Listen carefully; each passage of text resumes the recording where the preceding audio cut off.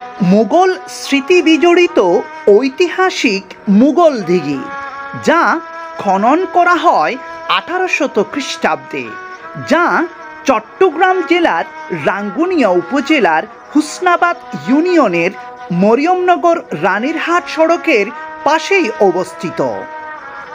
প্রাপ্ত তথ্য মতে 1966 সালে প্রতিষ্ঠিত এই হুসনাবাদ ইউনিয়নে ঐতিহ্যবাহী মুঘল বংশধর রয়েছেন। মুঘল দিঘির পাড়েই রয়েছে হজরত হুসাইন শাহ রহমতুল্লাহ আলাইহের মাজার শরীফ।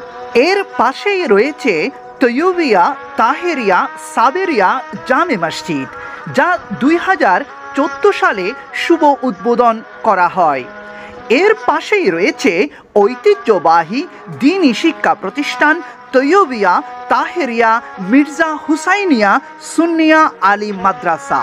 দিঘির পাড়েই রয়েছে বিশাল বড় কবরস্থান, যেখানে এলাকার অনেক মানুষ ইহকাল সমাপ্ত করে শায়িত আছেন। যাত্রাপথে এই পবিত্র স্থানের শান্ত পরিবেশ সবার মনকে শান্ত করে দেয়। কিছুক্ষণের জন্য হলেও মানুষ পরকালের কথা চিন্তা করে। ভিডিওটি ভালো লাগলে বেশি বেশি পরিমাণে লাইক কমেন্ট শেয়ার করার অনুরোধ।